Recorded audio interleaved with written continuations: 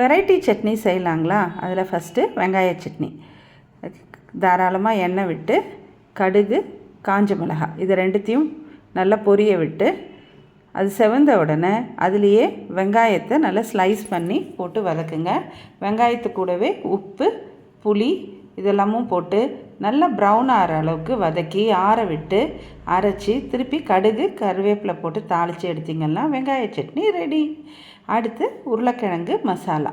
அதுக்கு திட்டமாக எண்ணெய் விட்டு கடுகு, பட்டை, லவங்கம், கடலைப்பருப்பு அது போட்டு தாளித்த உடனே அதில் முதல்ல பச்சை மிளகாவை கீனி வச்சுருக்கிறத போட்டு வதக்குங்க.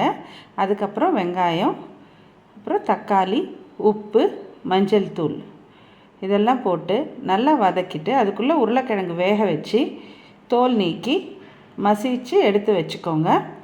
இப்போ இஞ்சி பூண்டு பேஸ்ட்டு அது வெங்காயம் எல்லாம் வதங்கினதுக்கப்புறம் போட்டு அந்த வாசனை கொஞ்சம் அடங்கின உடனே தண்ணி ஊற்றி அது நல்லா கொதி வர்றப்போ இந்த உதுத்து வச்சுருக்கிற உருளைக்கிழங்கை அதில் சேர்த்துருங்க.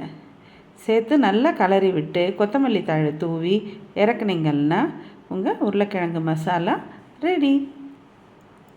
அடுத்து தேங்காய் சட்னி.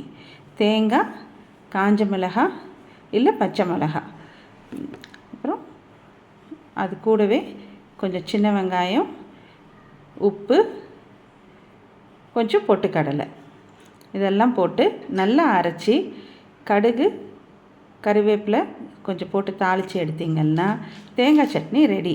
இது வேணும்னா ரெட் சட்னியாக காமிக்கணுன்னா காஞ்ச மிளகாய் போட்டு அரைச்சிக்கலாம். அவ்வளோதான்.